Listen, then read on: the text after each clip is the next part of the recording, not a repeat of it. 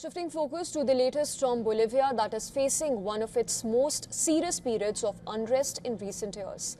President Rodrigo Paz has signaled that his patience with weeks of protests and road blockades is running out and raised the very prospect of emergency measures that could potentially bring military onto the streets. For weeks, demonstrators have blocked major roads and staged protests across the country, bringing much of Bolivia to a near standstill.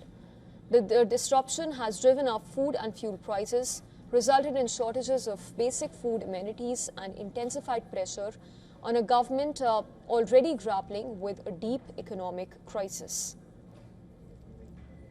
Violence has accompanied the unrest. Riot police have used tear gas in repeated attempts to clear blockades. In some areas, officers were forced to retreat after coming under gunfire, leaving several police personnel wounded.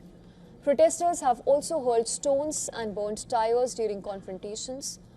According to Bolivian Ombudsman's office, at least 14 civilians have been injured as well. The protesters are demanding stronger action from Paz's administration, and this in order to address the country's economic difficulties. Some groups have even gone further, calling on him to step down from his post. The president has adopted an increasingly hard line. It was on Monday that Paz blamed what he called narco-terrorists for the unrest and warned that their days are numbered.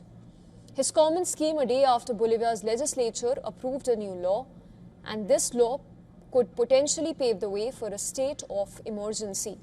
If declared, the measure could authorize military deployment to suppress the protest and remove the road blockades. Paz has also suggested that former President Evo Morales and his alleged coca-growing supporters are helping drive the protests in an effort to destabilize his government. Paz is leading Bolivia's first conservative administration in 2 decades, waving 5 flags and chanting peace for the capital. La Paz, hundreds of people marched through the capital on Monday, demanding an end to road blockades.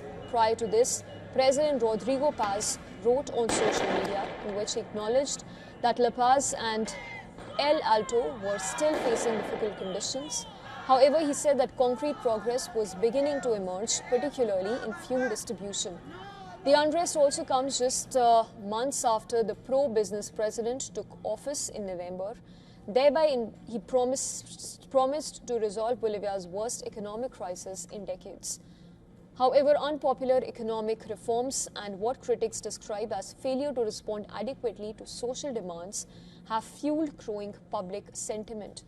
The Paz administration has also received support from abroad, with President Donald Trump's newly launched Shield of America's alliance, an anti-cartel coalition that includes pro-US governments in Argentina, Bolivia and Chile.